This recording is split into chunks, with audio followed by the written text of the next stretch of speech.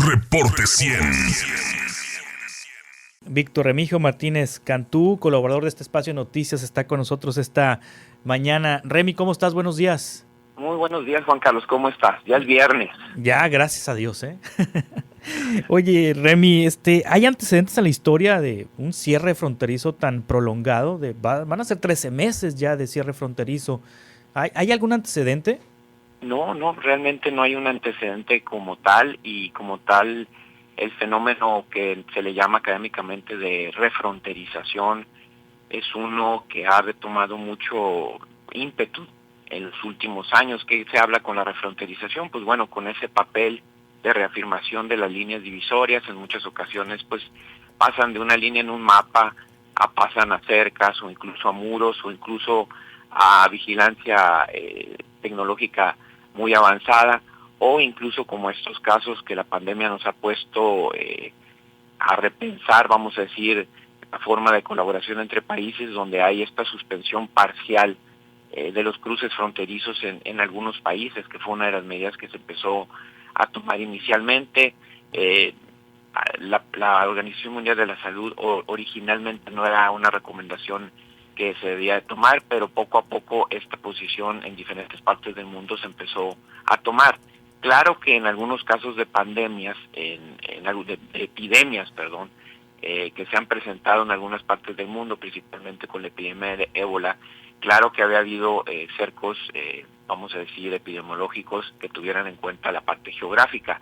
Hay bastantes antecedentes respecto a eso, pero esta pandemia, pues, después de 100 años, quizá es uno de los retos más fuertes que tienen que ver con la instrumentación de controles fronterizos. Y pues bueno, entre México y Estados Unidos, entre Estados Unidos y Canadá, pues implementaron estas medidas ya pasa de un año, y aunque se habían dado algunas declaraciones que pudieran ver la posibilidad de que hubiera una relajación de estas medidas en la frontera, quizá entre Sonora por estar en una situación de semáforo federal en verde, pues esto no se dio. El día de ayer el Departamento de Seguridad Nacional establece que las medidas se mantienen hasta el próximo 21 de abril todavía a revisión.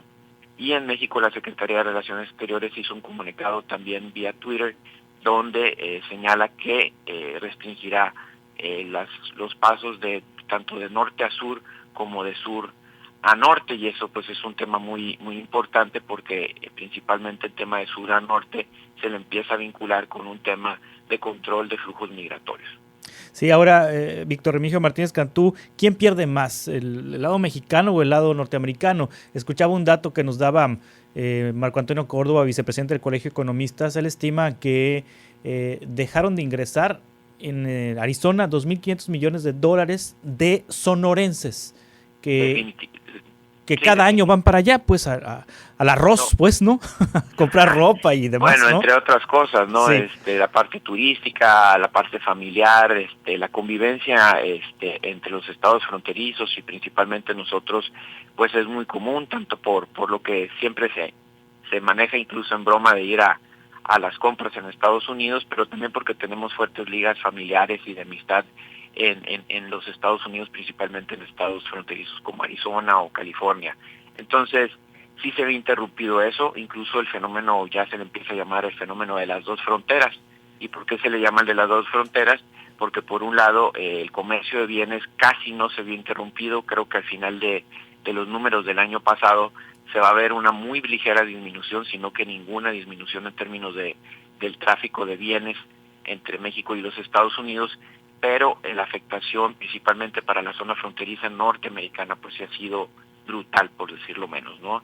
Y no solamente es el impacto entre lo que dejan de vender, sino también es un impacto muy fuerte en los impuestos que dejan de captar algunas comunidades fronterizas, lo cual pues es parte de esta problemática. Pero definitivamente los países han seguido manteniendo esta postura. La epidemia no ha desaparecido. Las nuevas variantes hablan de un riesgo inminente y que se debe de contener. Entonces, recordemos que esta detención parcial de la frontera pues tiene esa justificación y sigue siendo muy vigente. Estados Unidos tiene metas muy ambiciosas. La nueva administración de Joe Biden contempla que para el 1 de mayo ya toda la población arriba de 16 años se pueda vacunar en los Estados Unidos, y la promesa política es que para el 4 de julio ya tengan la cantidad suficiente de personas para considerarse inmunidad de rebaño. Actualmente, porcentaje de la población con posibilidad de vacunarse que han sido vacunados al menos una vez va en 23% en los Estados Unidos.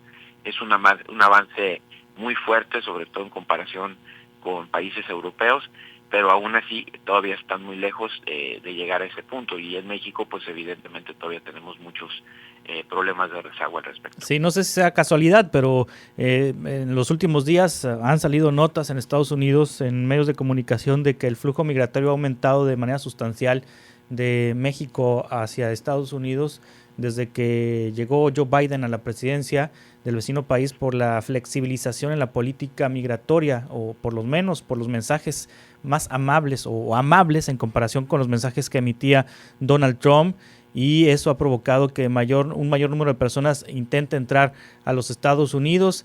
Y en ese contexto, México le pidió prestadas vacunas a Joe Biden. Joe Biden ya dijo que sí, que va a mandar 2.5 millones de vacunas a Estados Unidos, a nuestro país, a México, y el gobierno mexicano anuncia el cierre de la frontera sur. ¿Está conectado todo esto?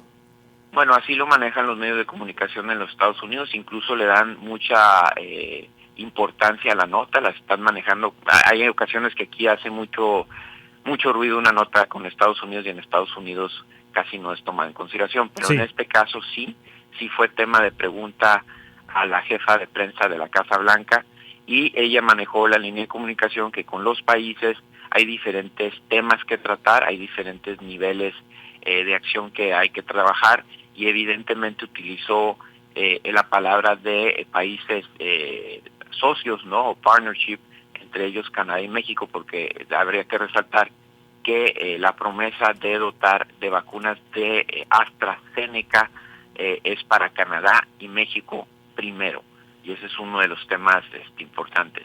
Dos, sí, el Washington Post lo liga principalmente a este tema de una negociación para que México refuerce el tema de control de flujo migratorio, el cual sí es un tema muy delicado en política en los Estados Unidos.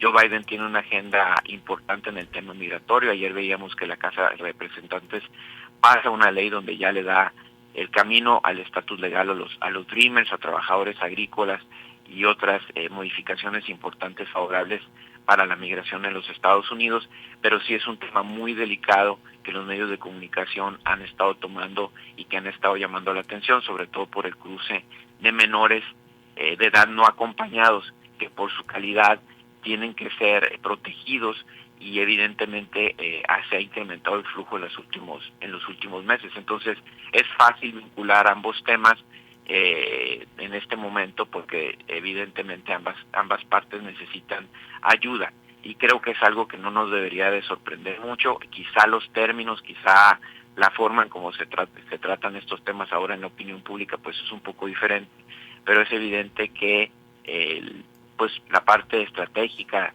de una asociación regional implica que se tiene que trabajar de forma conjunta.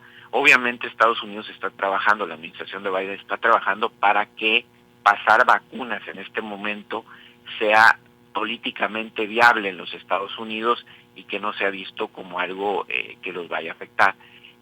Resalto que es la vacuna AstraZeneca, que Estados Unidos tiene apartados lotes de este grupo, pero que en Estados Unidos aún no ha sido aprobada. Entonces, básicamente Estados Unidos les está pasando ese apartado a ambos países, lo cual pues es muy positivo, sobre todo en este momento que se está corriendo casi una carrera en contra de las nuevas variantes para tener a la mayor parte de la población vacunada. Remy, muchas gracias por este análisis. Estaremos atentos a lo que pase en los próximos días, próximas semanas. Saludos. Hasta luego. Igualmente, Víctor Remigio Martínez Cantú. Reporte 100.